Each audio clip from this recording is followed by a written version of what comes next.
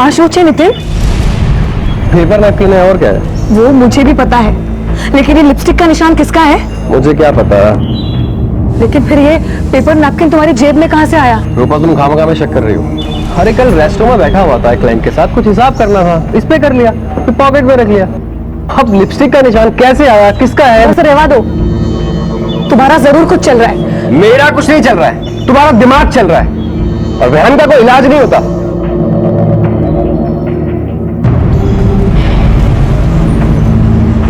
ये देखिए, दूसरी दिखाएंगे ना भैया।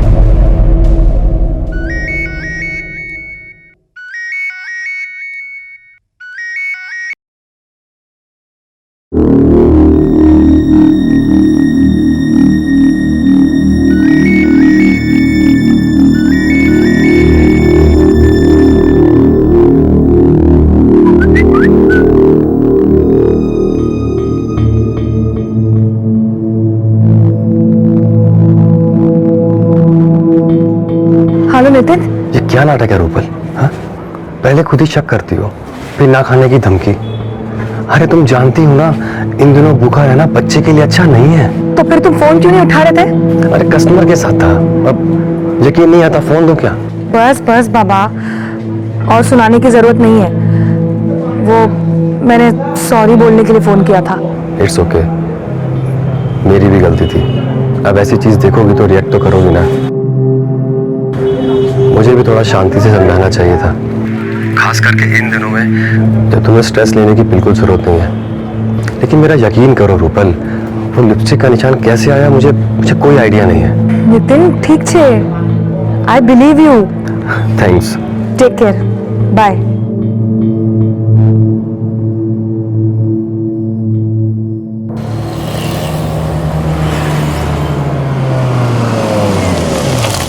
रूपल, तुम यहीं पर बैठो, मैं भी शांति भाई से पेमेंट लेकर आता हूँ। ठीक।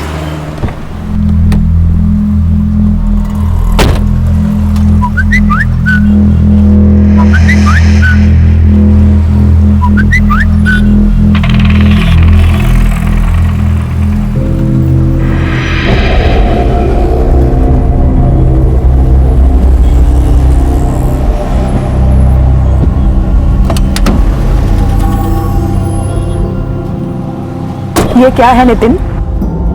क्या? सोचे, ये सब तुम पकड़े गए हो। मुझे नहीं मालूम ये कौन है। मुझे बेवकूफ मत बनाओ। कब से चल रहा है ये सब? रूपल प्लीज, तुम हाइपर मत हो, मैं समझाता हूँ ना सब। मुझे कुछ समझना सुनना नहीं है। अरे मेरी प्रेगनेंसी को बस 3 महीने हुआ है और तुमने ये सब। रूपल, तुम एक मिनट फोन दिखाओ, अभी इस नंबर पे कॉल बैक करता हूँ, सब सच सामने आ जाएगा।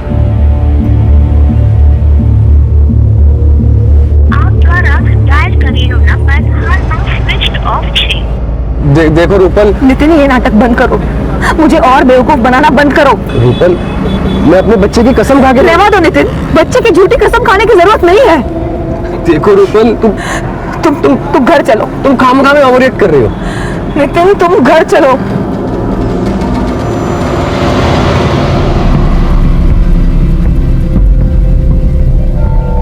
नितिन बेटा, शू था? अपनी बहू से ही पूछो ना। अच्छा, पाप करो आप और पूछो मुझसे। आप खुद ही बताओ ना कि आपका क्या चल रहा है। नितिन बेटा, हमें बताओ। पापा कोई मजाक कर रहा है मेरे साथ। मजाक? ये देखिए पापा, ये मैसेजेस पढ़िए। ये सब आपको मजाक लगता है? नितिन, ये सब क्या है? आप भी रूपल की तरह बेवजह शक कर रहे हैं मुझ पे। शक करने की वजह है मेरे पास। तुम्हारा उस सिमोन के साथ अब भी कुछ चल रहा है। अगर उसे भुला नहीं सकते थे तो क्यों मुझसे शादी की? क्यों मेरी लाइफ बर्बाद की? देखो रूपल, मेरा पास्ट मत घसीटो तुम। अरे हाँ था ना मेरा सिमोन के साथ रिश्ता, पर शादी से पहले था, और तुम जानती थी ना सब कुछ।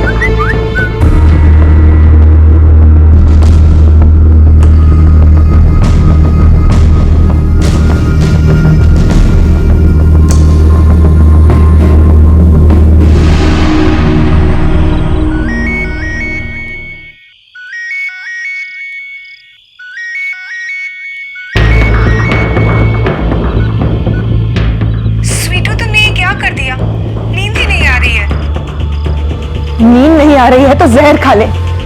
क्यों हमारी शादीशुदा जिंदगी में जहर?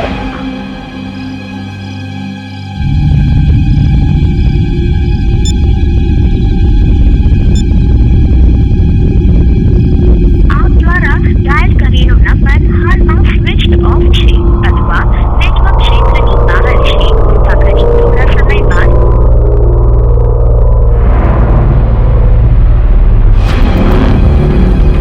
सर पिछले कुछ दिनों से बहुत परेशान हो गया हूँ। पहले 2 अलग अलग नंबर से एसएमएस आए, फिर कल आधी रात को तो फोन भी आया सर, और मैंने हर बार नंबर्स पे कॉल बैक किया है, पर हमेशा फोन स्विच ऑफ ही रहा। इंस्पेक्टर साहब, हमारा हंसता खेलता परिवार बिखरने के कगार पर है। क्या कोई ऐसा है जो आपको मानसिक तौर पर परेशान करना चाहता हो? नहीं सर, ऐसा तो कोई भी नहीं है। डर जा। Yes sir. इनसे सारे कॉल डिटेल ले लो और पता करो कि सारे नंबर किसके नाम पर इशूड है। आपसी विश्वास और भरोसा यूं तो हर रिश्ते की जरूरत होता है, लेकिन पति पत्नी के रिश्ते में यह विश्वास रिश्ते की नींव होता है, जिस पर उनके प्यार और उनके परिवार की इमारत खड़ी होती है। और कोई था जो नितिन और रूपल के इस रिश्ते की नींव को खोदने में लगा था। सच को सामने लाने के लिए नितिन की शिकायत दर्ज करते ही पुलिस हरकत में आ गई और उन्होंने उन सभी नंबर्स को चेक किया जिनसे नितिन को मैसेजेस और कॉल्स आ रहे थे। लेकिन पुलिस की जांच से जिस शख्स का नाम सामने आने वाला था, उसे जानकर नितिन और उसके परिवार के होश उड़ जाने वाले थे। मिस्टर नितिन, आपको जितने भी अननोन नंबर से परेशान किया जा रहा था, वो सारे नंबर आपकी वाइफ रूपल मेहता के नाम पर रजिस्टर्ड है। रूपल? मैं ऐसा क्यों करूंगी? इंस्पेक्टर साहब, आई एम श्योर कि आपको कोई गलतफहमी हुई है। गलतफहमी तो हमें हुई थी कि मुझे हिरास करने वाला कोई बाहर का इंसान था। ये तो तुम ही निकली रूपल। अरे मैं ऐसा क्यों करूंगी? तुम ऐसा इसलिए करोगी क्योंकि तुम मुझसे बदला लेना चाहती हो। अरे सिमोन और मेरे रिश्ते तो मैं कब का भूल चुका हूं, पर तुम्हारे मन में वो अभी भी खटकता है ना। उसी का बदला लेने के लिए किया ना ये सब। नितिन, मैं तुम्हारे बच्चे की माँ बनने वाली हूँ और मैं ऐसा करूंगी तुम सोच भी कैसे सकते हो? एक मिनट, सिमोन कौन है? सर, शादी से पहले सिमोन और मेरा अफेयर था। हमारे अफेयर के बारे में सबको पता था, और भले ही नितिन की शादी हो गई है, मगर आज भी मैं उससे उतना ही प्यार करती हूँ। उसको परेशान करने का मैं सोच भी नहीं सकती। शादी ना होने की वजह? मेरे और नितिन के फादर जसवंत अंकल, उन्होंने साड़ियों का बिजनेस शुरू किया था। उनके बीच कुछ झगड़ा हो गया और दोनों फैमिलीज के बीच खटाश इतनी बढ़ गई कि मुझे और नितिन को हमारा रिश्ता खत्म करना पड़ा। आप जा सकती हैं। Thank you. इसका फोन सर्वेलेंस पे डालो और वॉच करो। Yes sir.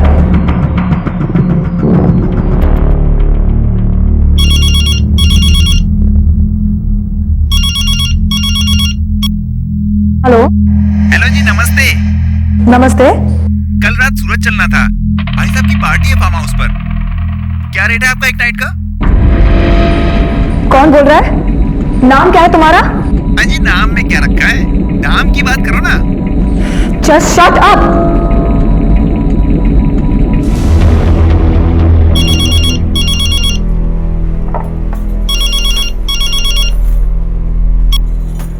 हेलो। मैडम, आप एक नाइट का कितना चार्ज करती हैं? कौन बोल रहे हो तुम? तुम्हें शर्म नहीं आती किसी को ऐसे परेशान करते हुए? दोबारा फोन मत करना, नहीं तो पुलिस को कंप्लेंट कर दूंगी। पुलिस का धमकी किसको दे रही है? वन नाइट पॉर्न साइट पर अपना नाम, नंबर और फोटोज किसने डाले हैं? भजन करने?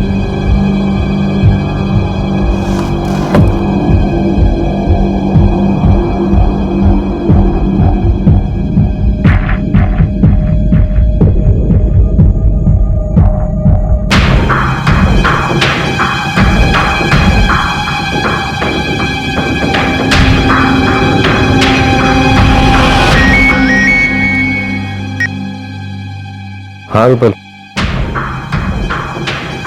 શું થયું? બોલ ના।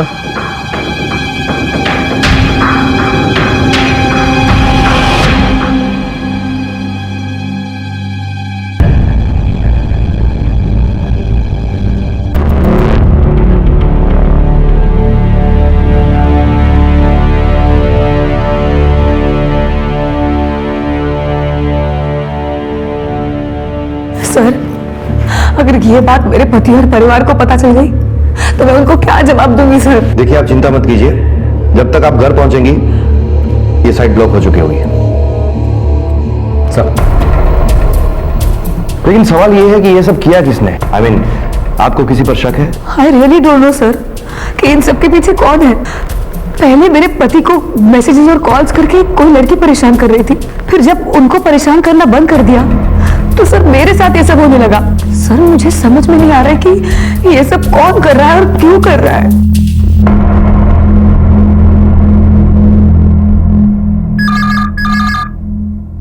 हेलो, एक रात तक क्या बजट है तुम्हारा? क्या बकवास कर रहे हो? फोन रखो। शू था युवा? अरे कोई बदमाश है तो गंदी गंदी बातें कर रहा था। जी मैं रूपल का ससुर बोल रहा हूँ। आप? अच्छा, तो रूपल की डील आप ही करते हो? 2 नाइट के लिए बुक करना था भाई। रेट क्या है? नालायक, शर्म नहीं आती तुम्हें ऐसी बातें करते हुए? फोन रख। अबे तो मिल एक बार, फिर बताता हूँ मैं तुझे। मेरी बीवी के बारे में उल्टा बोलता है, छोड़ूंगा नहीं तुझे मैं। पुलिस के डंडे पड़ेंगे ना, फिर मालूम चलेगा तुझे। ये रूपल ये सब पता नहीं कौन है तुम्हारे बारे में उल्टा सीधा बोले जा रहा है।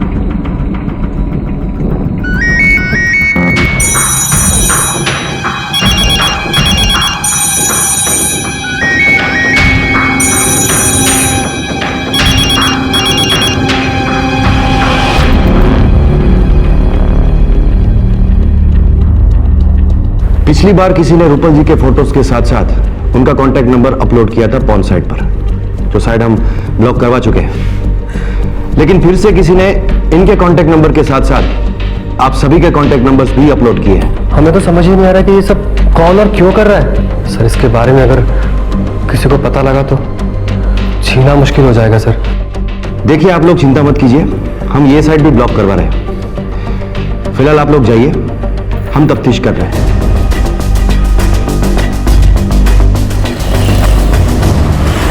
सर वो 2 मोबाइल सेट जिससे रूपल के पिक्चर्स अपलोड किए गए थे, वो शहर के 2 अलग-अलग हिस्सों में से लावारिस बरामद हुए हैं और उसके साथ सिम कार्ड भी मिले हुए हैं सर। पता करो वो दोनों सिम कार्ड किसके नंबर पर रजिस्टर्ड है। Yes sir. सर ये क्या कह रहे हैं आप? मिस्टर नितिन, आप अनजान बनने की कोशिश मत कीजिए। हमें यह पता लग चुका है कि जिस 2 सिम कार्ड से आपकी वाइफ के फोटोज अपलोड किए गए हैं वो आपके नाम पर इश्यूड थे। मेरा यकीन मानिए सर, इसमें मेरा कोई हाथ नहीं है। हाँ, जब मुझे मालूम चला कि जिन नंबर से मुझे हैरेस किया जा रहा था वो मेरी वाइफ के नाम से इशू हुए, तब थोड़ा बहुत टेंशन था हमारे बीच में। पर सर वो मेरे होने वाले बच्चे की माँ है, मैं कैसे कर सकता हूँ उनके साथ में ऐसा कुछ? मैं बिल्कुल सच बोल रहा हूँ सर, प्लीज सर मेरा यकीन करिए सर। ठीक है, अभी के लिए आप जा सकते हैं, लेकिन शहर से बाहर मत जाइएगा। ठीक, thank you sir.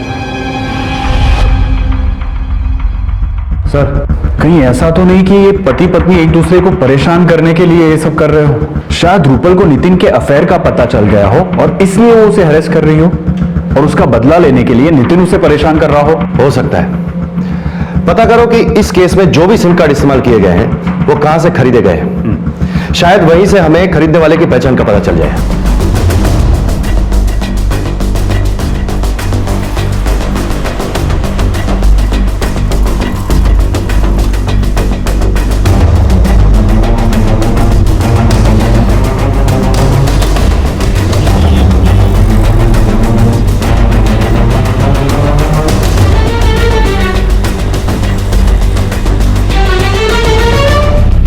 Sir Nitin और रूपल के केस में टोटल 7 सिम कार्ड इस्तेमाल किए गए हैं, जो बहुत ही स्मार्टली नवरंगपुरा के किसी मोबाइल स्टोर में से खरीदे हैं जहां पे सीसीटीवी कैमरास नहीं है।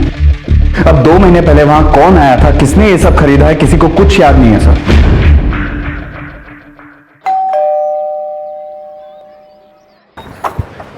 जी તમે કોણ? वाह वाह वाह रूपल जी, आप तो फोटो से भी ज्यादा खूबसूरत हो। वैसे मैं बंटी हूँ मैडम, मैं कब से आपका नंबर ट्राई कर रहा हूँ मगर आपका नंबर ही बंद आ रहा है। चलो कोई बात नहीं, मैंने बहुत अच्छी अच्छी पार्टियों से बात करके रखी है और आज रात का बुकिंग भी मिल रहा है। आप टेंशन मत लो, आपका कोई भी रेट हो मैं पार्टी को कैसे भी पटा लूंगा, बस मेरा 30% कमीशन रहेगा। तुम्हारी हिम्मत कैसे है मेरे साथ ऐसी बकवास करने की? और निकल जाओ यहाँ से वरना मैं पुलिस को बुला लूंगी। क्या हुआ? क्या हुआ बहू? कौन है ये? देखिए ना पापा, खबर रहती कौन से कब से मेरे साथ गंदी गंदी बातें कर रहा था। क्या मैं बहू से ऐसी बातें कर रहा है? पकड़ इसको। शरीफों की पोल में आके हमारी बहू बेटियों को परेशान करते हैं। पुलिस पे दे देते हैं। एक मिनट, पुलिस को बुलाने से पहले मेरी एक बात सुन लो। मैं कहीं नहीं भागूंगा, पहले मेरी बात सुन लो। एक मिनट। हाँ, ये देखिए, आप देखो, मोहल्ले की बहू। अंकल जी, आप भी देखिए, आपकी बहू क्या गुल खिला रही है, देखिए।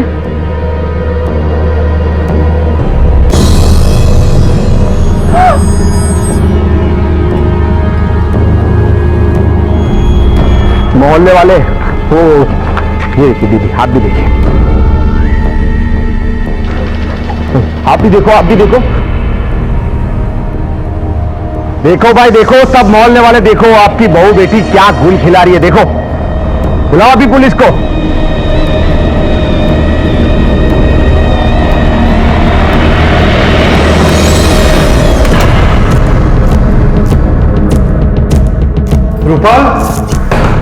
रूपल बेटा, दरवाजा खोलो। रूपल बेटा,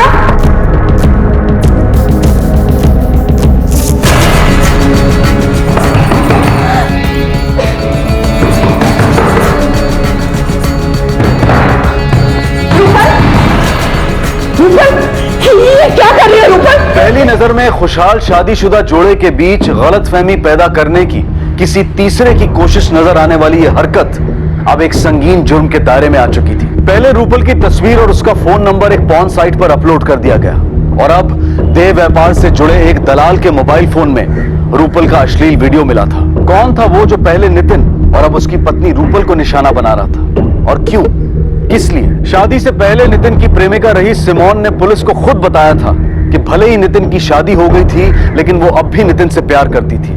लेकिन इस घटना के पीछे सिमोन का हाथ होने का कोई भी सबूत पुलिस को नहीं मिला था। तो क्या यह कोई तीसरा ही शख्स था? और अगर हाँ, तो कौन था यह शख्स और क्यों कर रहा था ये सब? और पुलिस को भी ना तो कोई आगे बढ़ने का रास्ता दिखाई दे रहा था और ना ही कोई सुराग उनके हाथ लग रहा था। और फिर अचानक कुछ ऐसा हो गया जिसकी उम्मीद शायद किसी ने भी नहीं की थी। हाँ कल्पेश भाई, नहीं आज नहीं आ सकते।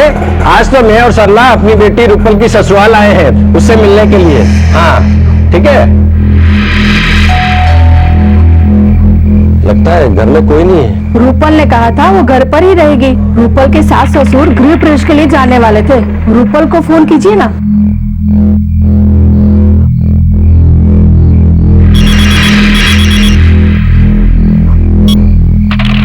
फोन नहीं उठा रही, मैं लैंडलाइन पर ट्राई करता हूँ। हाँ।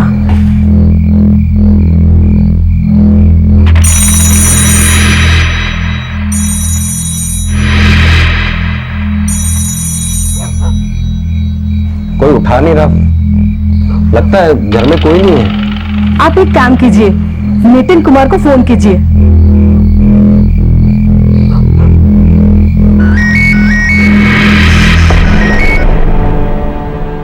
पापा, जय श्री कृष्णा। जय श्री कृष्ण नितिन कुमार, कहाँ हो आप लोग? हम लोग आपके घर के बाहर ही खड़े हैं। जी मम्मी पापा तो पड़ोस वाले घर में गृह प्रवेश के फंक्शन में गए होंगे। पर रूपल तो घर पे ही होगी ना, आप उसका फोन ट्राई कीजिए। अरे हमने रूपल के मोबाइल पर और घर के लैंडलाइन पर दोनों पे ट्राई कर चुके हैं, कोई फोन नहीं उठा रहा। हो सकता है रूपल भी समधी जी के साथ गृह प्रवेश पर गई हो। हाँ हो सकता है। वैसे पापा मैं 15 मिनट में घर पहुंच जाऊंगा, आप वही रुकिए ना, मैं आता हूँ अभी।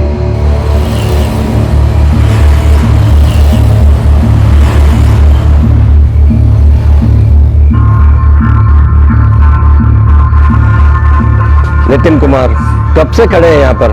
संधू जी को भी फोन ट्राई किया, वो भी फोन नहीं उठा रहे। कमाल है, फोन नहीं उठा रहे। चलिए आप अंदर तो चलिए कम से कम।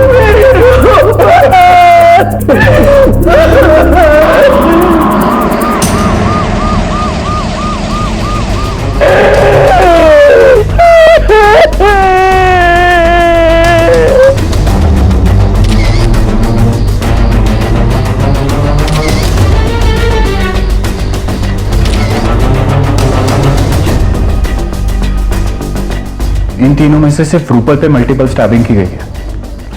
इसका मतलब कातिल का मेन टारगेट रूपल थी।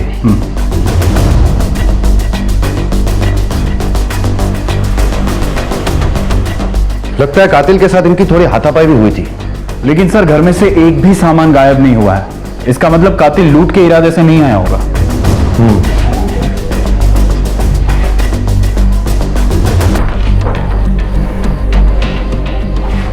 एक काम करो, यहां पर मौजूद हर एक चीज की फॉरेंसिक जांच करवाओ और तीनों विक्टिम्स के साथ साथ घर की लैंडलाइन की कॉल डिटेल्स निकलवाओ और पता करो जिस वक्त ये कत्ल हुए उस वक्त के करीब यहां पर इन लोगों को मिलने के लिए कौन कौन आया था। सर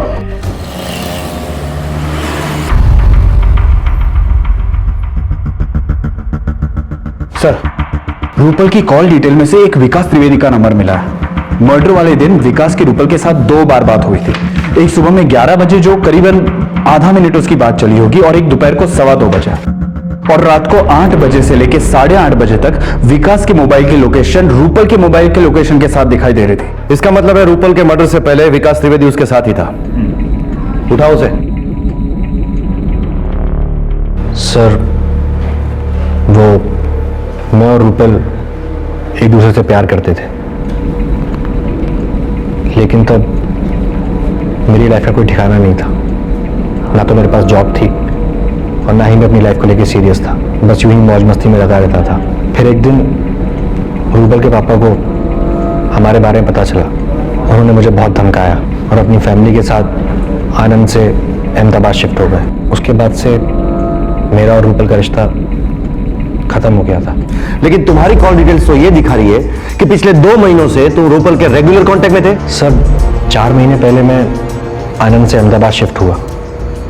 जॉब लगने के बाद मैं नवरंगपुरा में ही रह रहा हूँ। फिर एक दिन अचानक मेरी रूपल से मुलाकात हुई।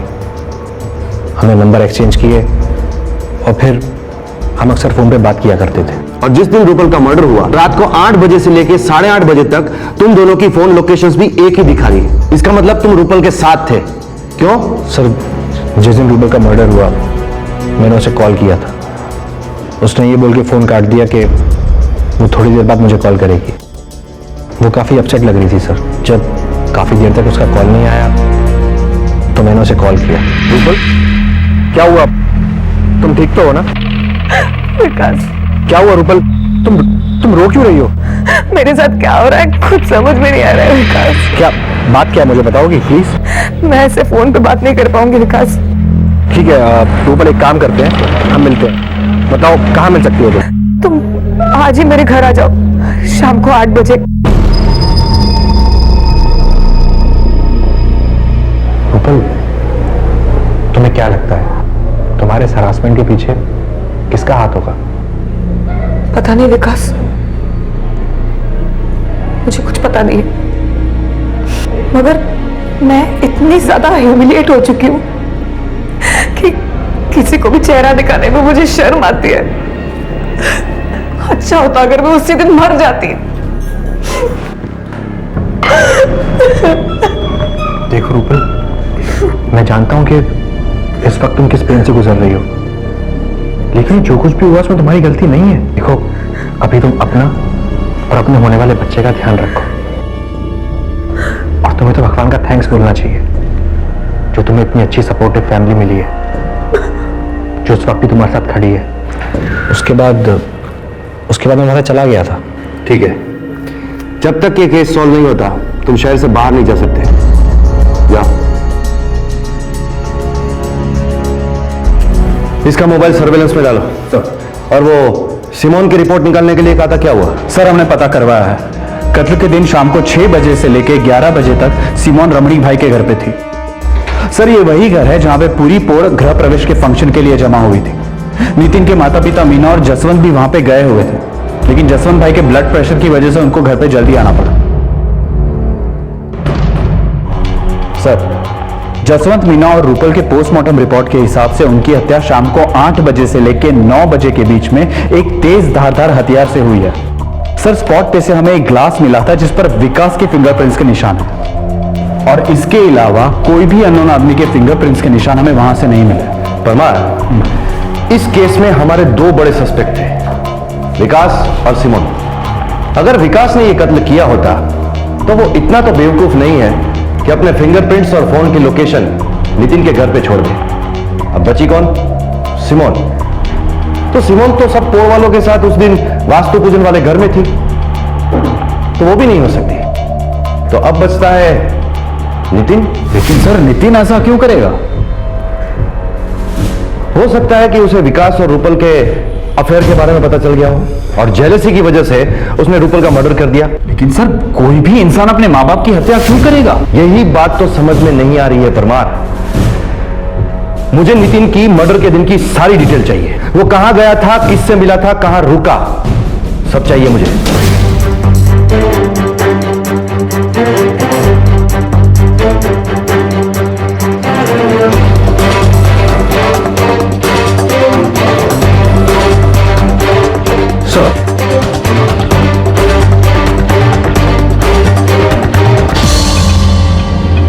सर एक बहुत ही इंपॉर्टेंट क्लू मिला है।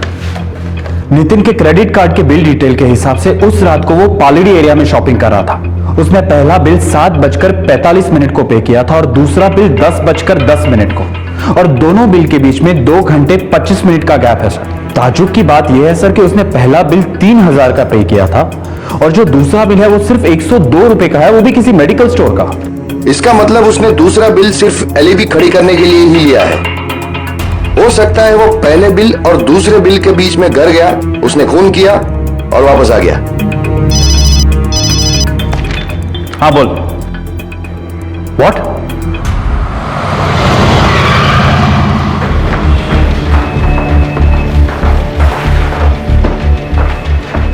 नितिन मेहता की हालत कैसी है? जख्म काफी गहरा है, बहुत बुरी तरह से हमला हुआ है। उनका स्टेटमेंट ले सकते हैं? जी, लेकिन he needs rest, so please don't take too long. Sure.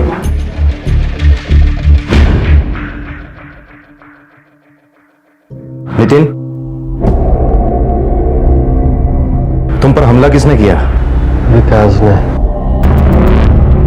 उसने मुझे फोन किया था और कहा कि वो मुझसे अकेले में मिलना चाहता है। मेरा स्टाफ 9:30 बजे के बाद आता है, इसलिए मैंने उसे शॉप पर 9 बजे बुलाया। बोलो क्या बात करनी थी तुम्हें? यही कि तेरी बेवकूफी की वजह से सब कुछ हुआ है। पहले मैंने तुझे परेशान किया, फिर रूपल को बदनाम किया, ये सोच के कि तू उसे डिवोर्स दे देगा, लेकिन नहीं, तूने मेरे सारे किए कराए पे पानी फेर दिया। रूपल को सब कुछ पता चल गया, इसलिए अपने हाथों से मुझे उसे मारना पड़ा। और बीच में आ गए तेरे मम्मी और पापा, उनको भी मार दिया मैंने। और अब विकास, तू भी नहीं बचेगा। विकास, मेरी बात सुनो। विकास, विकास तुम होश में नहीं हो? विकास, मैं पूरे होश में हूं। विकास तुम क्या करो? विकास, मुझे मार के तुम्हें क्या मिलेगा? विकास, बदला, क्योंकि तेरी वजह से रूपल मेरी नहीं हो पाई।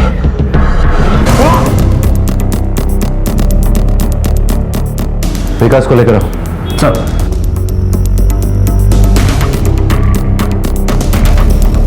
सर नितिन झूठ बोल रहा है, मैंने उसे मारने की कोशिश नहीं की थी। तो फिर तुम उसकी दुकान पर क्यों गए? सर उसने मुझे बुलाया था। लेकिन नितिन को तो कल तुमने फोन किया था। हाँ सर, लेकिन पहले उसने मुझे मिस्ड कॉल दिया था।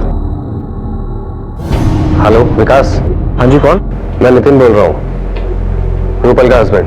मैं तुमसे मिलना चाहता हूँ, कुछ काम है, अकेले में। ठीक है, आप बताओ कहाँ मिलना है? कल सुबह मेरी शॉप पर 9 बजे। ठीक है, मैं आ जाऊंगा। 9 बजे मैं उसकी शॉप पे पहुंच गया था। हेलो, कैसे हो? जिंदा हूँ और चाहता हूँ जैसे तुमने रूपल की जान ले ली वैसी मुझे भी मार ली। ये क्या बकवास कर रहे हो? मैंने रूपल को नहीं मारा है। झूठ बोल रहा साले। हाँ? रूपल से बदला लेने के लिए तूने मेरे माँ बाप के साथ साथ मेरे होने वाले बच्चे को भी खत्म कर दिया। तूने मुझे भी छोड़ दिया, मुझे भी मार डालना।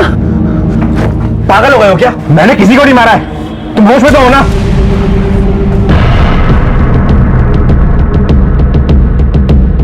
देखो नितिन, मेरी बात सुनो, तुम्हें कोई गलतफहमी हुई है, मैंने किसी को नहीं मारा है। तूने सबकी जान लिया ना, मुझे भी मार दे। मार मार मुझे भी। नहीं, पागल हो गए हो क्या? मुझे डाल, मुझे मार, नहीं। अगर यही बात थी तो तुम वहां से भागे क्यों? पुलिस के पास क्यों नहीं आए? सर मैं बहुत घबरा गया था, क्योंकि नितिन और उसकी फैमिली के मर्डर का शक आप लोग ऑलरेडी मुझ पे कर रहे थे, इसलिए मैं घबरा गया और वहां से भाग गया सर। अब पुलिस की शक की सुई सिर्फ 2 नामों पर आकर अटक गई थी, नितिन और विकास। इस जुर्म को करने की वजह दोनों के पास मौजूद थी, लेकिन उस हमले की कहानी जो विकास ने पुलिस को सुनाई थी उसने ये साबित कर दिया कि ये केस खुद पुलिस की सोच से भी कहीं ज्यादा उलझा हुआ था। नितिन या विकास में से कोई एक झूठ बोल रहा था और मुजरिम भी इन दोनों में से ही कोई एक था, लेकिन सबूत और सुरागों की गैर मौजूदगी ने पुलिस के लिए इस केस को पेचीदा बना दिया था। यह कहानी शुरू होती है लगभग 2 महीने पहले, जब नवरंगपुरा के एक एरिया से 7 सिम कार्ड एक साथ खरीदे जाते हैं, जिनसे सबसे पहले नितिन को हैरेस किया जाता है और उसके बाद उसकी पत्नी को बदनाम करके हैरेस किया जाता है। इसमें एक लड़की भी शामिल है जो ये फोन कॉल्स करती थी, लेकिन वो आज तक सामने ही नहीं आई। अगर ये लड़की सिमोन नहीं थी तो कौन थी? क्योंकि रूपल तो अब मर चुकी है। तो अब बचे वो 4 लोग, जिसमें सबसे पहला रूपल का पति नितिन, दूसरा रूपल का प्रेमी विकास, तीसरी सिमोन और चौथी वो अननोन लड़की, अगर वो इस प्लानिंग में शामिल है तो। अब हमें यह पता करना है परमार कि इन चारों की जिंदगी में ये 2 महीने पहले जब प्लानिंग हुआ तब क्या चल रहा था। सबकी पर्सनल डिटेल निकालो, पता करो कि ये लोग कहां जाते थे, किन से मिलते थे, इनका कनेक्शन किन किन लोगों के साथ था। मुझे सब डिटेल चाहिए। Right sir.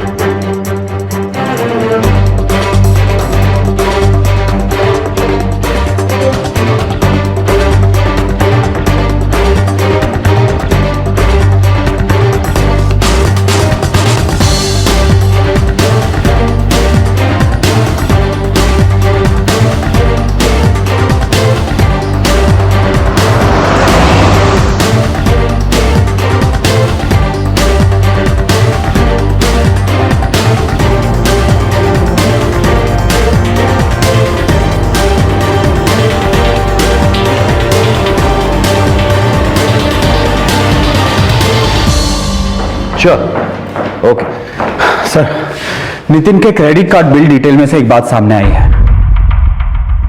2.5 महीने पहले 12 मार्च 2015 को नितिन ने एक बिल पे किया था क्रेडिट कार्ड से, जो केयर मैटरनिटी होम का है, 8,650 रुपए का, जो नवरंगपुरा में है। लेकिन रूपल करीबन 3 महीने से प्रेग्नेंट थी और उसकी ट्रीटमेंट डॉक्टर कीर्ति कर रही थी, रेखा क्लिनिक, जो पालड़ी में है। ये रही उसकी फाइल सर।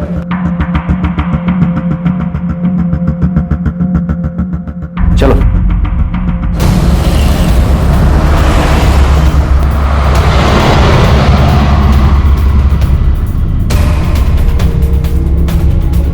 हमें 12 मार्च 2015 के पेशेंट का रिकॉर्ड चेक करना है। 1 मिनट सर, ये रहा सर मार्च का रिकॉर्ड। ये पेशेंट रूपल मेहता यहां पर क्यों आई थी? 1 मिनट सर, मैं चेक करके बताती हूँ। सर, रूपल मेहता यहाँ अबॉर्शन के लिए आई थी, जो 12 मार्च को किया गया था। पॉसिबल नहीं सर, रूपल का अबॉर्शन हो ही नहीं सकता, क्योंकि पोस्टमार्टम की रिपोर्ट के हिसाब से रूपल मौत के वक्त 3 महीने की प्रेग्नेंट थी और डॉक्टर कीर्ति की रिपोर्ट के हिसाब से उसकी कंसेप्शन डेट 25 फरवरी है। इसका मतलब 12 मार्च 2015 को जो एबॉर्शन हुआ है वो रूपल के नाम से किसी और का हुआ है और इसका पेमेंट हमारे नितिन भाई ने किया है। हमें 12 मार्च 2015 की सीसीटीवी फुटेज चेक करनी है। थोड़ा और फॉरवर्ड कीजिए।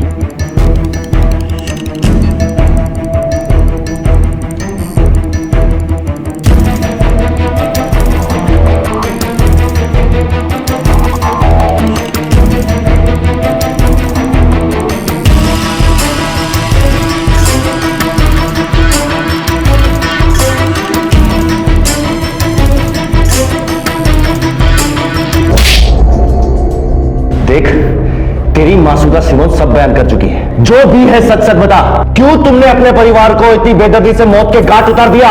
बोल। मैं और सिमोन एक दूसरे से इतना प्यार करते थे, एक दूसरे के बिना एक पल भी नहीं रह सकते थे। मेरे घर वालों ने मेरी मर्जी के खिलाफ मेरी शादी रूपल से तय कर दी। रूपल ने आते ही मेरे मम्मी पापा का दिल जीत लिया और दूसरी तरफ मेरे और सिमोन के रिश्ते बने रहे। हमने एक प्लान बनाया कि हम रूपल को इतना परेशान कर देंगे कि बदनामी से तंग आकर खुद ही सुसाइड कर ले। इसके लिए हमने नवरंगपुरा से मेरे और रूपल के आईडी से नई सिम खरीदे। हमने ऐसी शॉप चुनी जहां सीसीटीवी कैमरास नहीं थे। उसके 1 महीने बाद हमने अपना प्लान शुरू किया।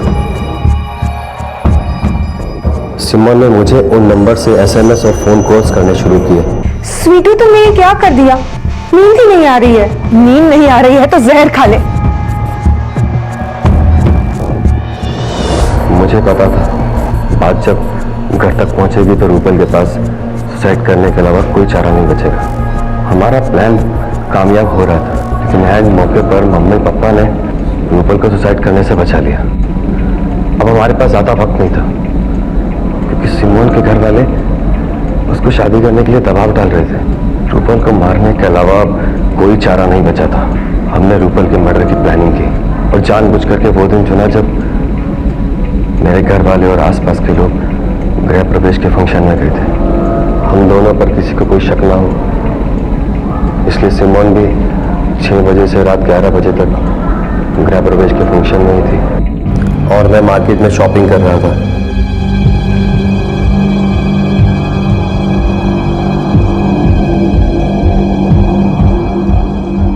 फिर मैंने अपना सामान और मोबाइल वहीं अपनी गाड़ी में छोड़ दिया ताकि मेरी लोकेशन मार्केट की ही दिखे। उसके बाद मैंने एक ऑटो लिया और घर पहुंचा। घर की चाबियां मेरे पास भी रहती थी, उनसे मैं घर में घुसा।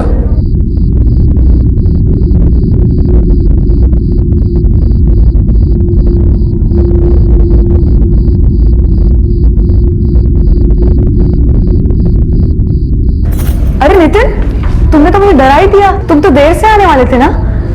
और ये पीछे क्या छुपाया है? मेरे लिए कुछ लाए हो? दिखाओ ना, दिखाओ। और इसके बाद जब तुम्हें विकास और रूपल के अफेयर के बारे में पता चला तो तुमने सारे मर्डर्स विकास के ऊपर डालने चाहे ताकि वो जेल चला जाए और ये केस बंद हो जाए। हाँ, इसलिए मैंने विकास को मिस कॉल दी। मैंने पहले से ही कैंची ऐसी जगह रखी थी कि विकास उसे आसानी से उठा सके, और वही हुआ। मैं जैसे ही कैंची उठाने के लिए आगे बढ़ा, विकास ने कैंची को पहले से उठा लिया। मैंने उसके हाथों से खुद को घायल किया, पर अफसोस ये हो न सका। लेके जाओ इसे।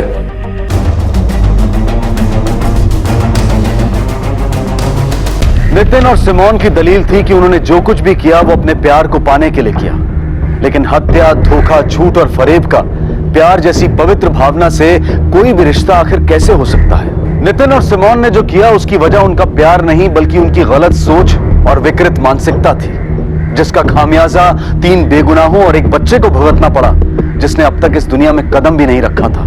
लेकिन नितिन की परवरिश ने उसमें इस समझदारी को विकसित होने का मौका ही नहीं दिया, और जब उसके मन में अपने पहले प्यार सिमोन को फिर से पाने की चाहत पैदा हुई तो वो अपनी चाहत को पूरा करने निकल पड़ा, बिना ये सोचे कि उसकी ये चाहत और इस चाहत को पूरा करने का तरीका दोनों गलत थे, नाजायज थे। लेकिन यहां एक अहम सवाल उठता है कि आखिर वो कौन सी वजह होती है जो इंसान की सोच को इस कदर बिगाड़ देती है कि वो अपनी चाहत को पूरा करने के लिए किसी भी हद तक जा पहुंचता है। इसकी कई वजहें हो सकती हैं, लेकिन एक इंसान की सोच को गलत और सही दिशा की तरफ मोड़ने में जिस वजह का सबसे बड़ा हाथ होता है वो होती है उसकी परवरिश। नितिन के माता पिता ने उसकी परवरिश बड़े लाड प्यार से की थी। उसने जिंदगी में जो कुछ चाहा उसे दिया गया, लेकिन उसके माता पिता ने कभी उसे यह नहीं समझाया कि मन में उठने वाली हर चाहत सही हो यह जरूरी नहीं होता। चाहतों का पैदा होना भले ही हमारे हाथ में ना हो, लेकिन गलत और नाजायज चाहतों को पहचान कर उन्हें दबाकर खत्म कर देना हमारे ही हाथ में होता है, और इसी में समझदारी भी होती है। किसी की जान लेकर आप अपनी चाहत को कभी पूरा नहीं कर सकते। इसी विचार के साथ मैं अनूप सोनी आपसे विदा लेता हूं। फिर मुलाकात होगी अगले एपिसोड में और खुलासा करेंगे एक और जुर्म का। तब तक अपना और अपने परिवार का ख्याल रखें और देखते रहें क्राइम पेट्रोल डायल 100। सबक एक को सीख हम सबको। जय हिंद।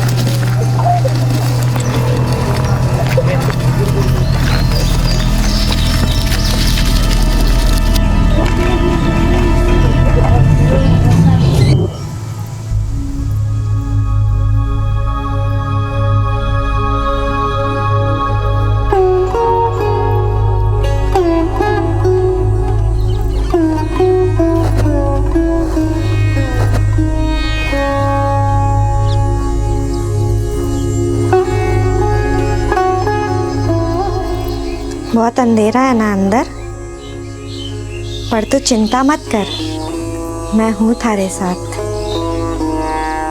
बाहर की जिंदगी थारा इंतजार कर रही है। बाहर बहुत उजाला ही उजाला है। सच्ची?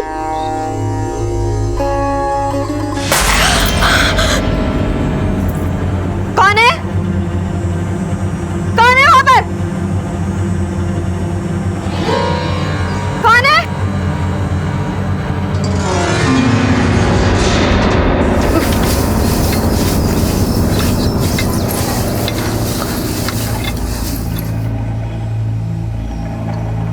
वाह रे वाह, फूटा दर्पण में मारी कहीं फूटो नसीब देख रही है कहीं, काम काज को नहीं करनी हो गई। आज सूरज देवता सर पे चढ़े हुए हैं और थारे घर वाले की भूख भी कलेजे मारे चढ़ रही होगी, जब इन्हें खाना दे रहा। और जन्मे की ममता में जीते जागतों को फर्ज मत भूल। गृहस्थी की बेड़ियों में पांव तक कितना भी भारी हो चलनो पड़े है वो, पर ना इन्हें तो उड़ान भरनी है। वंश परंपरा तो जाए भाड़ में।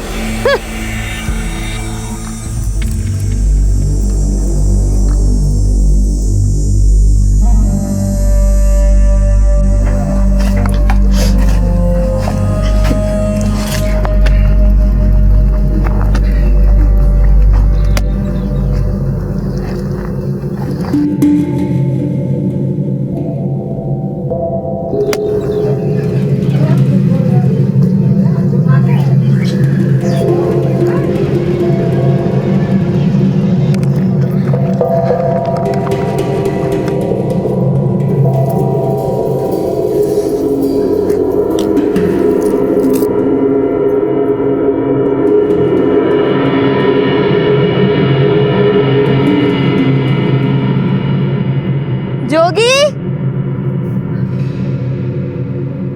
जोगी जी,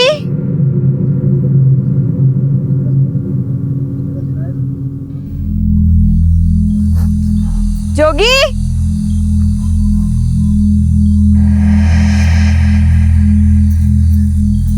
जोगी,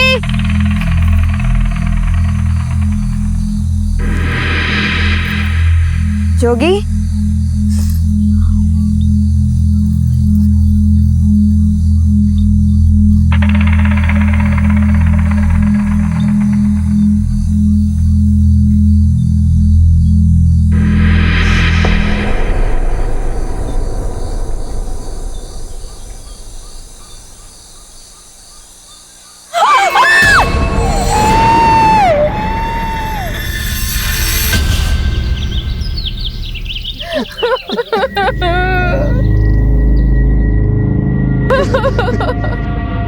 मने पते का मुंह दिखाना भी नसीब कौन करा रे।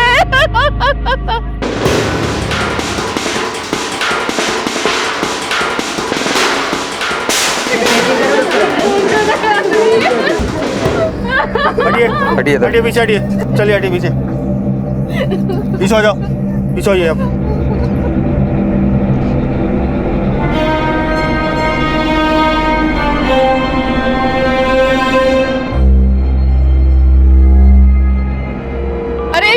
उस रुक्मणी डायन का किया धरा है साहब, और डायन मरे मारे इसने खागी साहब। लाश को पोस्टमार्टम के लिए भेजो। Okay sir. पैरों तले जमीन खिसक जाना, इस कहावत की अनुभूति से भी ज्यादा विचलित कर देने वाली ये घटना राजस्थान भीलवाड़ा के मौदा गांव में घटी। हमलावर गर्भवती कजरी के दोनों पैर काट कर ले गए और उसके बचे खुचे शरीर ने तड़प तड़प कर प्राण छोड़ दिए। उसके निढाल अपाहिज शरीर में पल रहा बच्चा गर्भ के अंधेरे में ही जिंदगी की रोशनी से महरूम रह गया। कजरी का पति जोगी और सास अरुणा सख्ते में थे। अपने पैरों के पंजों की छाप लिए गृह प्रवेश करने वाली बहू अपने पंजों के बगैर हमेशा के लिए विदा हो गई थी और अपने पीछे छोड़ गई थी एक सवाल कि उसकी इस निर्मम हत्या को अंजाम देने वाला हत्यारा कौन था। कजरी की सास अरुणा की रुदाली के चीखते स्वर किसी रुकमई को दोषी ठहरा रहे थे। आखिर कौन थी ये रुकमई और क्या वाकई में उसने कजरी की हत्या की थी? अपराध की ये बेहद संगीन घटना थी जिसके रहस्यमय कारणों की गुत्थी सुलझाने में पुलिस बड़ी मुस्तैदी से जुट गई।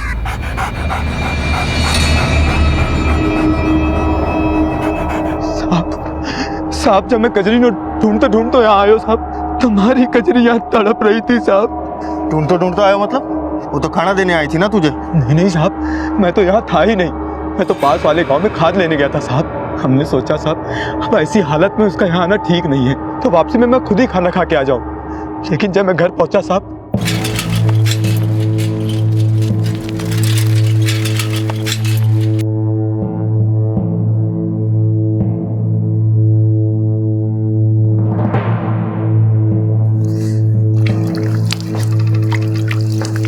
कजरी, कजरी।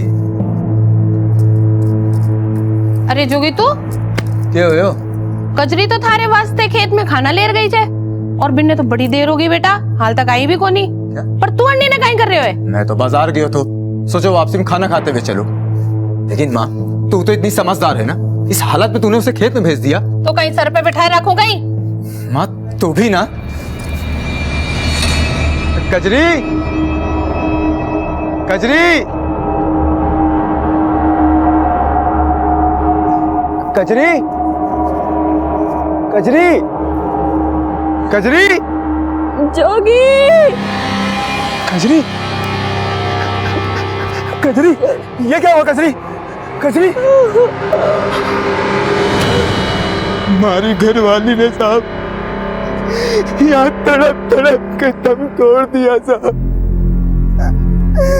मेरा परिवार, मेरा बच्चा सब खत्म हो गया साहब, सब खत्म हो गया।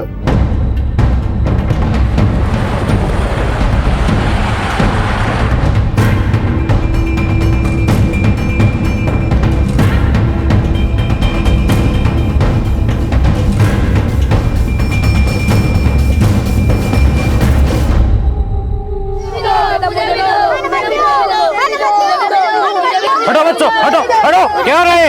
नहीं नहीं, खा जाएगी सब। इधर नहीं नहीं, इधर। क्या नाम है तुम्हारा? रुकमई साहब।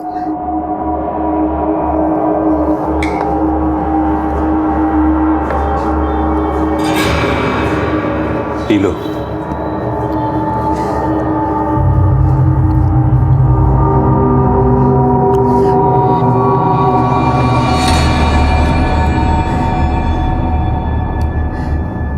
साहब, मैं सच कहूं साहब, मैंने कजरी को कोनी मारे हो साहब। लेकिन गांव वाले कहते हैं सिर्फ कजरी ही नहीं, तुमने गांव के और भी नवजात शिशुओं को मारा है। क्यों? हत्यारे तो वो खुद है साहब, पाखंडी है, कमीने। ए छोरी, जबान संभाल के। साहब है, जो बोलना है साफ साफ बोल। साहब, ये लोग औरत जात के दुश्मन है साहब। इनकी औरत की कोख में अगर छोरी हो ना साहब, तो ये उसको जिंदा नहीं रहने देते साहब। उसका गर्भपात कराकर उसका इल्जाम मारे सर मरते हैं साहब। साहब, कजरी साल भर पहले भी पेट से थी साहब। जब उसकी सास और घर वालों ने पता कराया कि उसके गर्भ में छोरी है, तो उसका भी गर्भपात करा दिया साहब। दफना दिया उस अजन्मी जान को और उसका इल्जाम भी मर दिया मारे सर।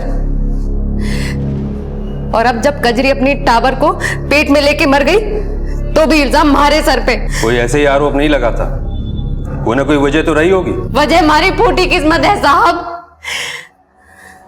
शादी के 3 महीने बाद हमारा आदमी खत्म हो गया साहब।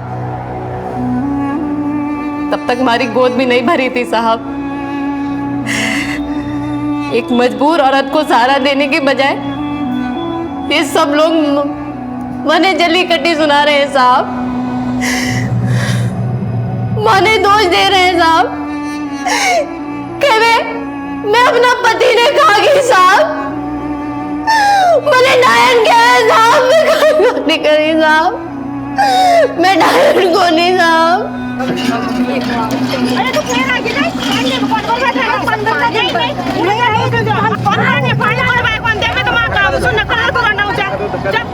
पहले ये लोग मुझे अभागन बोलते, मेरे साय से भी दूर भागते, जैसे मैं कोई छुआछूत की मरीज हूँ। बाबू साहब, बाबू साहब।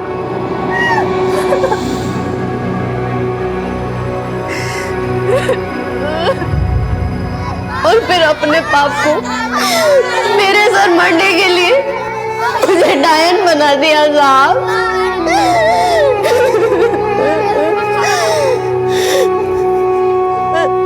जिस औरत की गोद सूनी रह गई हो साहब, वो तो बच्चों से प्यार करेगी ना साहब।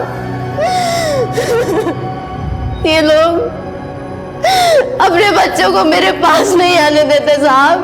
कहते हैं मैं डायन हूँ, मैं हत्यारन हूँ, लेकिन धरती माता की सौगंध साहब, मैंने किसी को नहीं मारा साहब। कजरी को मैंने नहीं मारा। मैं नहीं हूँ डायन साहब, मैंने किसी के बच्चे को नहीं मारा साहब। रोइए नहीं, अब आप जा सकती हैं।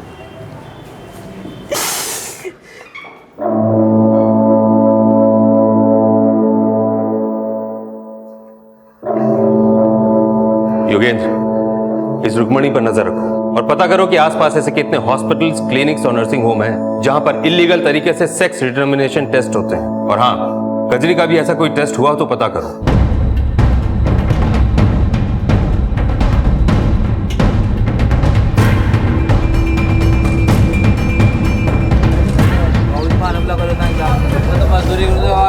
अच्छा, राम राम भाया। राम राम सर, राम राम। और कैसे हो? बस ठीक है सर। अरे चाय दियो। सुल्तानपुर से आए हो सो, बिंदड़ी पेट से है। अच्छा अच्छा भैया, यहाँ कोई डॉक्टर है जो ये बता सके कि पेट में छोरा है कि छोरी? थारो काम भीड़ बड़ा मुसी, बट एक डॉक्टर है, बैठा जा। धन्यवाद।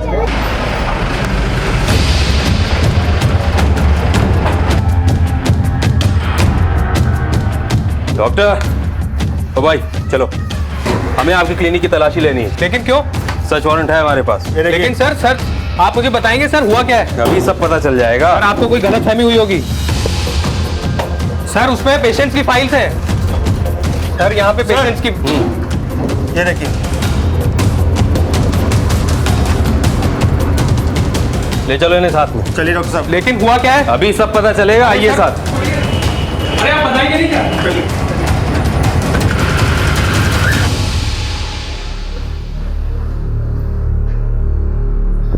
साहब, आप बेवजह मुझे परेशान कर रहे हैं। कजरी की हत्या का मुझसे और मेरे क्लिनिक से कुछ लेना देना नहीं है। देख, ज्यादा होशियार मत बन, जितना पूछा है साहब ने उतना जवाब दे। इसके खिलाफ चार्जशीट तैयार करो। ये अपनी क्लिनिक में गैर कानूनी तरीके से सेक्स डिटर्मिनेशन टेस्ट करता है। बोलेगा या करूं तेरे खिलाफ केस फाइल? साहब बताता हूँ, वो पिछले साल कजरी का अबॉर्शन मैंने ही किया था, और फिर 2 महीने पहले उसका पति और उसकी सास दोनों मेरे क्लिनिक आए थे उसका अबॉर्शन फिर से करवाने हैं।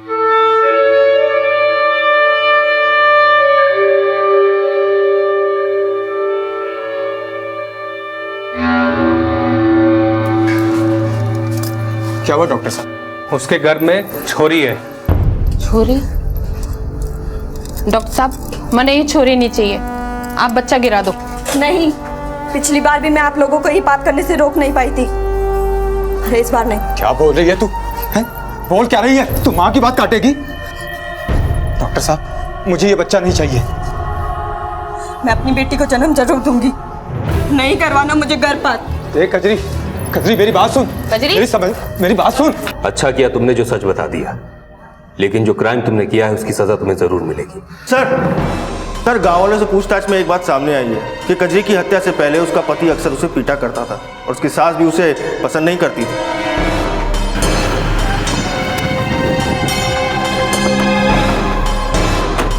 चल जोगी, तेरा काम खत्म। अम्मा को पकड़ो अंदर से। अरे मैडम, हुआ क्या मैडम? चलो चलो बैठो।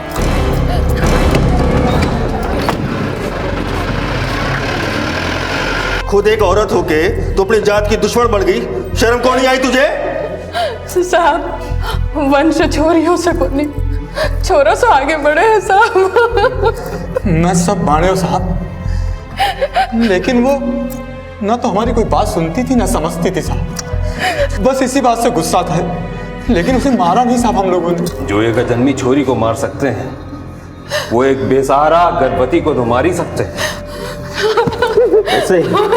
ऐसे ही अपनी घरवाली को पीटा था ना, जबकि वो गर्भवती थी। नहीं साहब, नहीं साहब। जब तक ये अपने गुनाह कबूल नहीं कर लेते, इन्हें यही पड़ा रहने दो।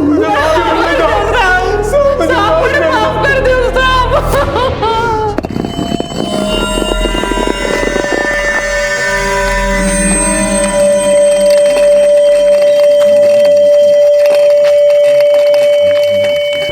बस बेटा बस, इधर ही उतार।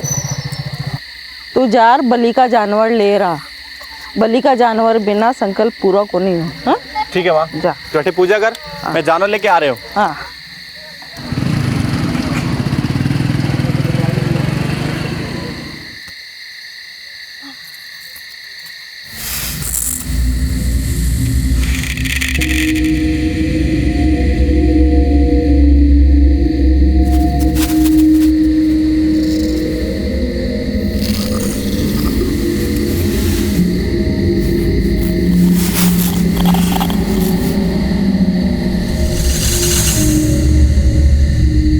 बड़ी जल्दी आ गया बेटा।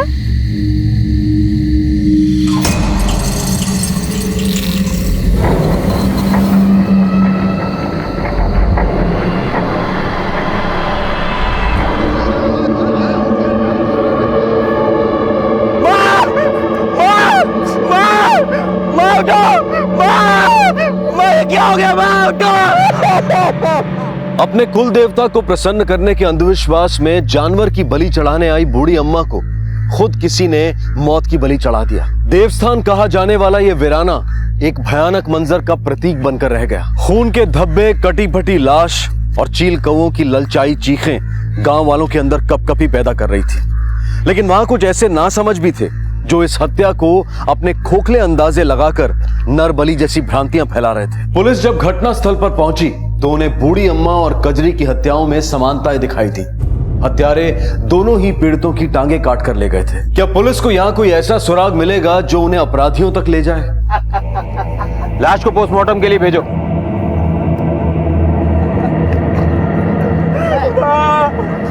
साहब, मेरी माँ तो कुल देवता को चना चढ़ाना चाहती थी और मैं उन्हें यहाँ लेकर आया था साहब।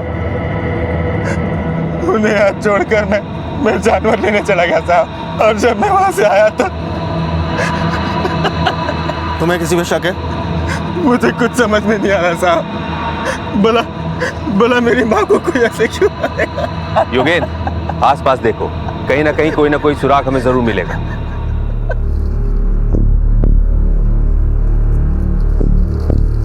योगेन, ये टायर के निशान देख रहे हो? हाँ सर। लगता है हमलावर जंगल के रास्ते से आए थे। ये बाइक की टायर का निशान तुम्हारा है?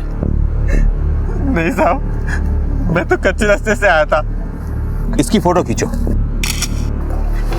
सर बुढ़िया माँ की पोस्टमार्टम रिपोर्ट आ गई है। सर, मौत का कारण है एक्सेसिव ब्लीडिंग, ज्यादा खून बहने की वजह से मौत। गजरे की मौत भी इसी वजह से हुई थी और दोनों ही विक्टिम्स के पांव काटे गए थे। सर, आपका मतलब है दोनों का हत्यारा एक ही है? शायद। लेकिन सर, हत्यारे को औरतों के पांव काट के मिलेगा क्या? यही तो पता लगाना है कि उंगली मार डाकू के बाद ऐसा कौन सा आदमखोर पैदा हो गया है जिसे औरतों की उंगलियों में नहीं बल्कि पंजों में दिलचस्पी है। सर, किन्ना गांव में औरतों के पंजे काटने वाली एक रिपोर्ट सामने आई है। सर, मुझे लगता है ये कोई बहुत बड़ा गिरोह है और अगर ये जल्दी नहीं पकड़ा गया तो काफी लोग इसका शिकार बन सकते हैं। ठीक है, चलो गिरना गांव चलते। योगेंद्र, फिलहाल इन्हें छोड़ दो। इनसे कहना ये गांव से बाहर नहीं जाए और डेली थाने में आके हाजिरी लगा दे।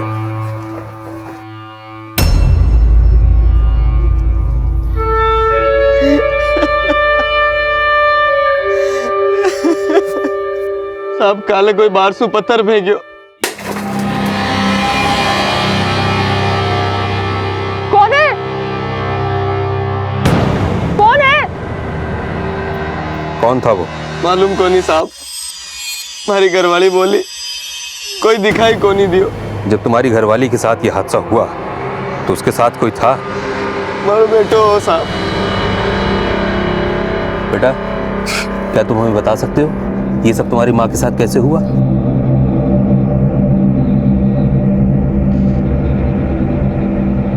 दुखी, तू बकरियां ध्यान रख जो, मैं आई जरा ईंधन की लकड़ियां लेके। ठीक है माँ।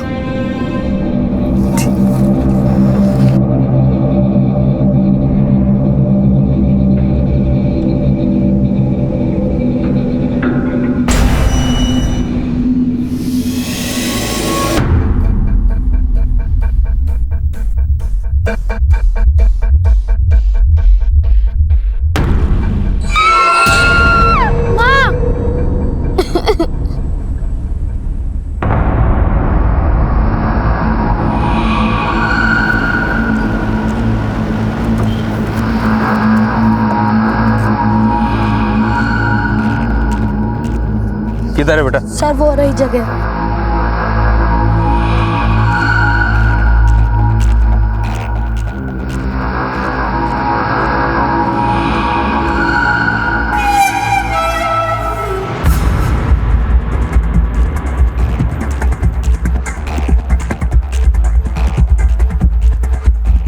योगेंद्र, ये मुझे बाइक के टायर्स के मार्क्स लग रहे हैं, इनके फोटोग्राफ्स करो।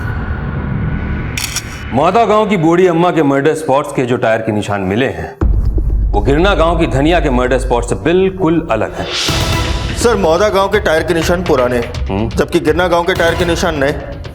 इसका मतलब ये हुआ कि मर्डरर्स ने अम्मा की हत्या करने के बाद अपने बाइक के टायर्स चेंज करवाए और फिर उसके बाद धनिया के मर्डर को अंजाम दिया।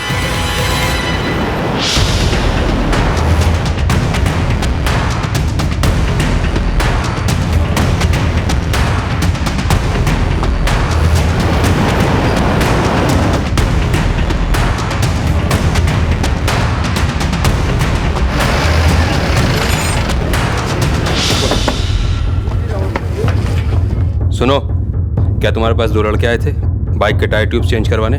हाँ साहब, परसों दो लड़के अपनी पंचर मोटरसाइकिल लेकर आए थे। टायर की हालत बहुत खराब थी साहब, जैसे जबरदस्ती 5-6 किलोमीटर पंचर टायर को रगड़ते लाए हूँ। किस तरफ से आए थे? साहब इतना तो ध्यान नहीं दिया, पर हाँ साहब, टायर में मोटे मोटे कांटे गड़े हुए थे, शायद बंजर बिहड़ की ओर से आए थे साहब। हमारे स्केच आर्टिस्ट को उनका हुलिया बता सकते हो? हाँ साहब, उनका चेहरा तो मुझे अच्छे से याद है।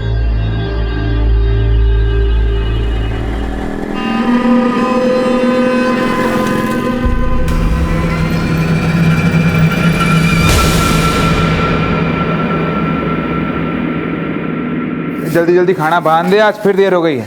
अजी खाना तो कद का तैयार है। और सुनो, हाँ। दफ्तर से आज थोड़ा जल्दी आ जाना। ठीक है हमारी लड्डू। ये माँ क्यों ना जगी अभी तक? रात को दवाई लेकर सोई थी, हो सकता है नींद के नशे में सोई हुई हो। और अब तो सवेरा हो गया, जगा के चाय नाश्ता करा दे। मैं जाऊं के देखती हूँ। माँ जी, ओ माँ जी, माँ जी, माँ जी!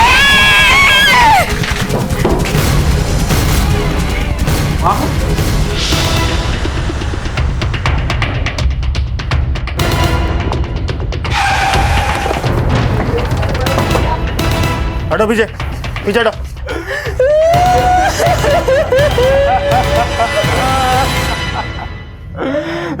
ये सब कैसे हुआ? मेरी माँ को कमरा खोलकर सोने की आदत थी, बंद कमरे में दम घुटता था उनका, हमें क्या पता था। लाश को पोस्टमार्टम के लिए भेजो। चलो बाहर चलो। चलो चलिए चलिए बाहर चलिए। ये बहुत ही खूंखार अपराधी है, देखो इसको तुमने पहले कहीं देखा हो तो बताओ। तुमने इस आदमी को कहीं देखा है? इन लड़कों ने कई औरतों के कत्ल किए हैं, ध्यान से देखो। देखो बेटा, तुमने कहीं देखा? नहीं। इधर आओ, आपने इसको देखा है? हाँ साहब, इनके पास एक मोटरसाइकिल थी साहब। मैं पक्के रास्ते से गांव की तरफ आ रहा था तो दोनों बड़ी तेजी से मोटरसाइकिल पर बैठे और सुल्तानपुर की तरफ निकल गए। सुल्तानपुर? योगेंद्र, सुल्तानपुर जाने वाली सारी गाड़ियों की चेकिंग होनी चाहिए, हर तरफ नाकाबंदी कर दो, ये दोनों बच के जाने नहीं चाहिए। चलो। अरे बहुत दिनों से बोल रही थी ना कि दाल बाटी नहीं खिलाते, आज तुम्हें दाल बाटी खिलाता हूँ, बैठ। छोटो, अरे ऑर्डर शॉर्डर ले जाओ। सुनिए जी। हाँ बोल। जी वो जरा जाना है। वहाँ क्या? जी वहाँ। और नहीं तो कहाँ?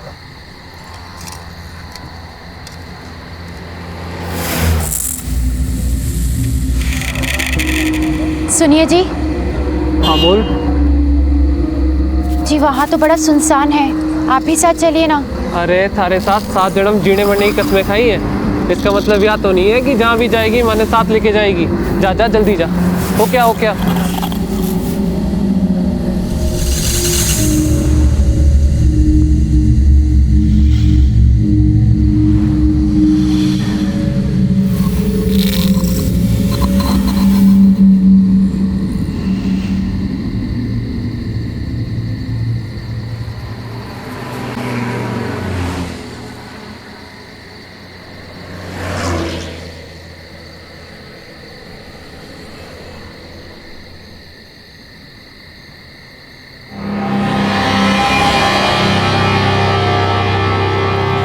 अरे छोटो, अरे कहाँ मर गया हो, जल्दी आ।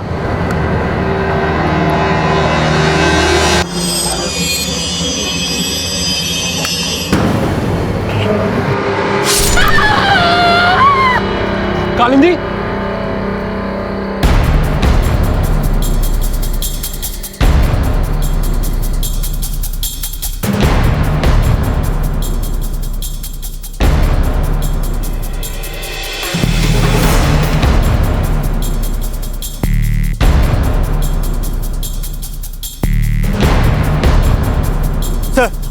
कोई खबर? नहीं सर, पर नाकाबंदी जारी है। और सर रात को जिस हाईवे वाले ढाबे पर औरत के पैर काटे गए थे उसकी पोस्टमार्टम रिपोर्ट आ गई है। Same reason, excessive bleeding. Hello, क्या?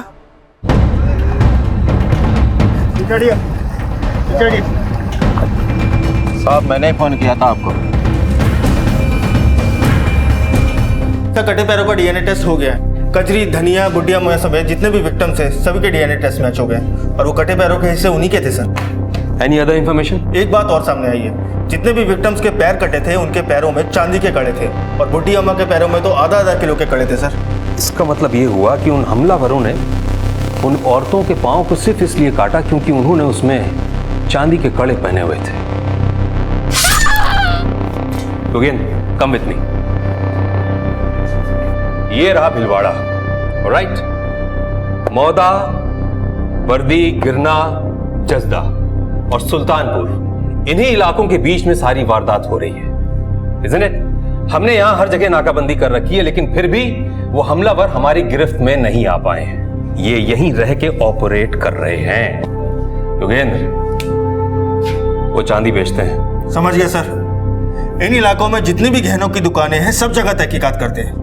औरतों के पैर काटकर उन्हें जान से मार देने की एक के बाद एक घटती वारदातों ने पुलिस की जांच के सारे समीकरण बदल दिए। कजरी की हत्या के बाद गैर कानूनी लिंग परीक्षण और भ्रूण हत्या से जुड़े संगीन आपराधिक मामले सामने तो आए, लेकिन इन सभी हत्याओं का जो असली कारण सामने आया उसने सबके रोंगटे खड़े कर दिए। औरतों के पैरों के चांदी के कड़े चुराने के लिए यह गिरोह औरतों के पैर काट कर ले जाता था। औरतों के पैरों में चांदी के कड़े, राजस्थान का यह परंपरागत श्रृंगार का सामान इंसानी हाड़ मांस से ज्यादा कीमती हो गया। कजरी, बूढ़ी अम्मा और धनिया समेत न जाने कितनी मासूम औरतें चांदी पहनने की कीमत अपनी जान देकर चुका गई। इन निर्मम हत्याओं के सिलसिले को रोक पाना पुलिस के बस के बाहर होता जा रहा था, लेकिन फिर भी उन्होंने इस गिरोह तक पहुंचने में कोई कमी नहीं छोड़ी। पर क्या उनकी ये कोशिशें इस गिरोह का पर्दाफाश कर पाएंगी?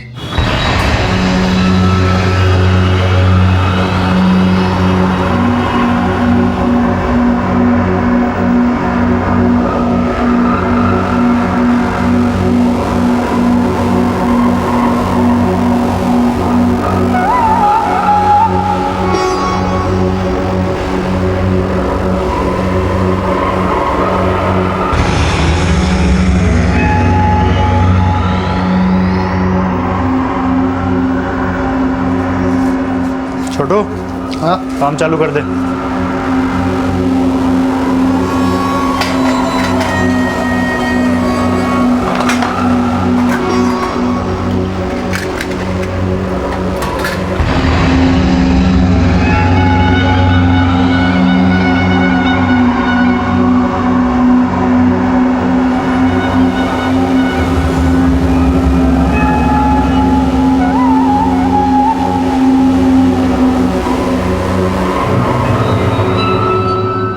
वो पूरा इलाका छान मारो। समझ में आया तुम्हें?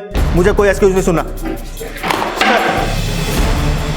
सर हमने हर छोटी बड़ी दुकान में तहकीकात की, मगर वैसा चांदी वाला सुराग हाथ नहीं लगा। इस गांव में जरूर कुछ ऐसे कारीगर भी होंगे जो अपने घरों से ही रहकर काम करते होंगे। सर अपनी मुस्तैदी बढ़ाओ, इन सांपों के बिलों को पता करो। Okay sir. माल तैयार हो गया? हाँ सर। लो।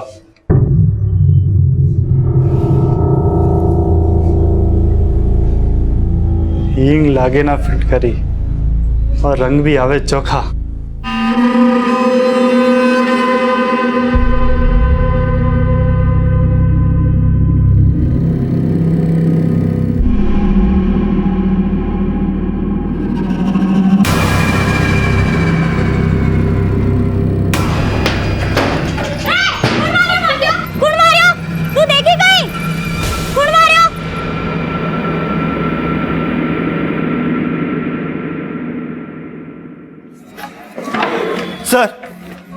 सर आपका अंदाजा सही निकला।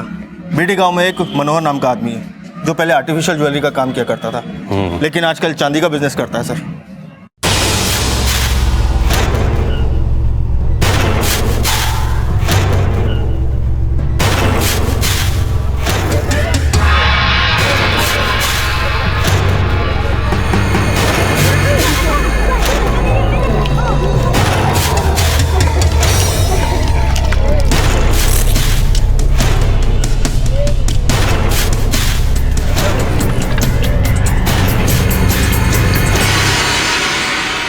रोटी पानी बनाती रहोगी कि खाने को भी दोगी? अरे थारे वास्ते ही रोटी बना रही हूँ, आजा बैठ जा। ए कोयले खान की हीरा, अरे कट्ठे चांदी करा रही से आज? रजदी गांव के घर में निशान बना के आई हूँ, जाके लूट आई है चांदी।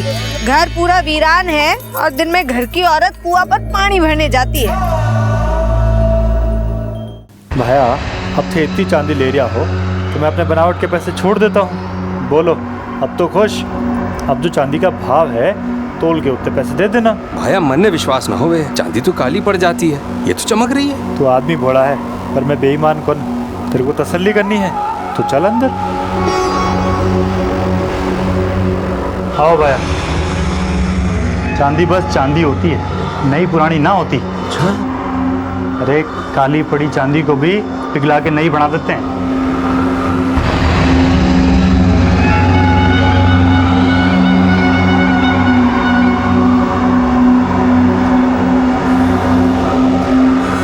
क्यों भाया, अब हुई तसल्ली? तसल्ली तो हमें तब होगी जब तुम ये बताओगे कि ये चांदी तुम्हें देता कौन है।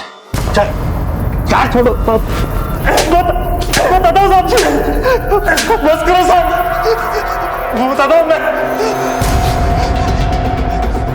साहब दो बंजारन है साहब, पता नहीं कहाँ से चांदी के भारी भारी कड़े लेके आती है साहब।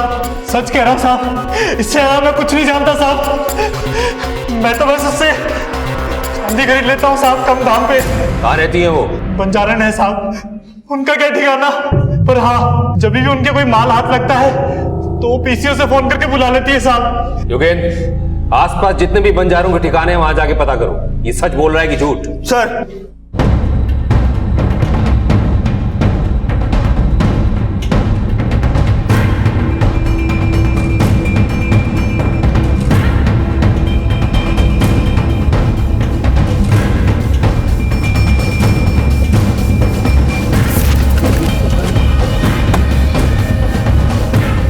अंदर जाके चेक करो, जाओ तुम ही जाओ।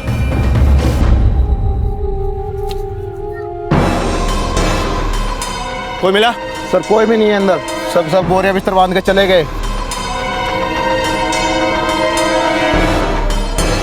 सर बीडी गांव के पास एक बंजारों का ठिकाना है, लेकिन यहाँ कोई नहीं मिला, लगता है सब भाग गए। Okay sir.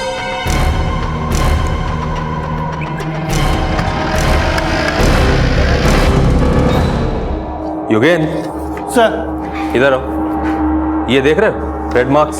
हाँ सर, लेकिन आप कहना क्या चाहते हैं सर? वो मनोहर जिन बंजारों की बात कर रहा था, उनके हुलिया के स्केच बन गए? हाँ सर, मैं लेके आता हूँ। जल्दी करो।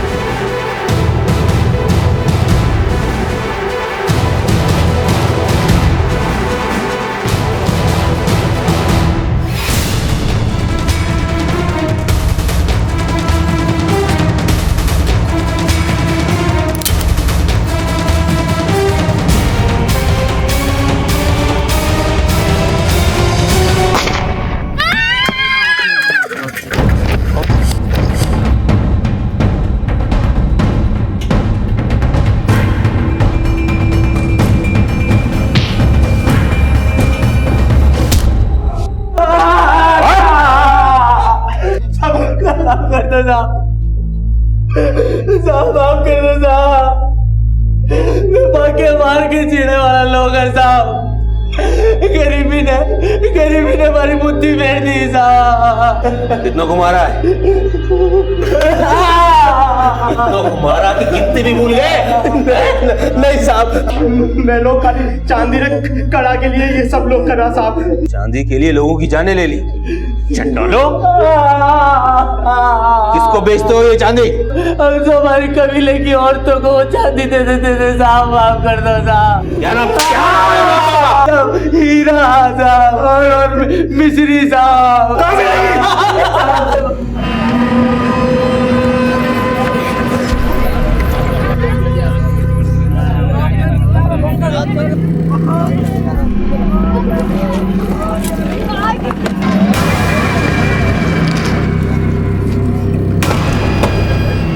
हटो पीछे, पीछे हटो। चलो सब साइड में जाओ, इधर आओ, लाइन से खड़े हो।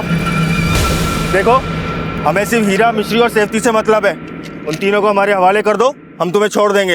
ये देखो, इनको कहीं देखा है? देखो है? सब साइड में हो। ये लोग मुंह क्यों ढके? हटा सबका। ओह, तो तू है? मैंने हाथ ना लगाया। हाँ, पहना सबको हथकड़ी, ले चलो। अरे हट, चलो। साहब बताते हैं साहब, हमने कुछ नहीं किया साहब। हम तो लोहा लंगर बीन कर बर्तन बनाते हैं साहब, पर अब हमारे बर्तन कौन खरीदता है? पहले की बात और थी साहब, पर अब हम बंजारों को कौन पूछता है साहब। इसलिए ना पेट भरने के लिए चांदी लूट कर बेचना शुरू कर दिया और उन मासूम औरतों की जानें ले ली? नहीं साहब, हमने किसी को नहीं मारा साहब, हमने किसी को नहीं मारा। मैं तो गांव-गांव जाकर ऐसे घर तलाशती थी जहां पर आदमी कम और औरतें अकेली रहती हों, और उस घर के बाहर लाल रंग का निशान बना देते थे।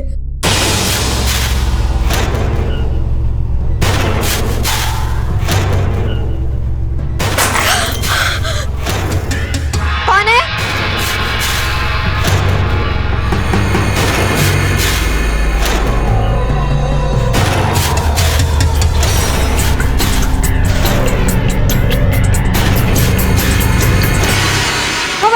जाकर चांदी लूट कर लाते थे साहब, हमने कुछ नहीं किया साहब। तुम्हारे उन्हीं निशानों के बदौलत तुम हमारे निशाने तक पहुंच गए।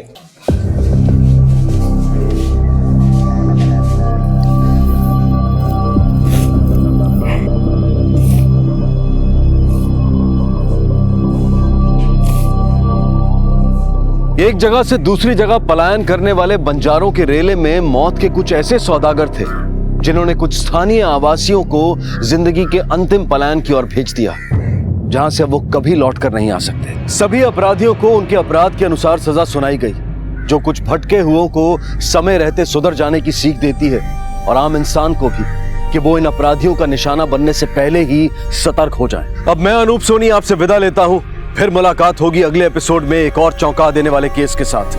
तब तक अपना और अपने परिवार का ख्याल रखें और देखते रहें क्राइम पेट्रोल डायल 100। सबक एक को, सीख हम सबको। जय हिंद। इस तरह के और भी एपिसोड देखने के लिए हमारे चैनल को सब्सक्राइब करें और बेल आइकन दबाना ना भूलें।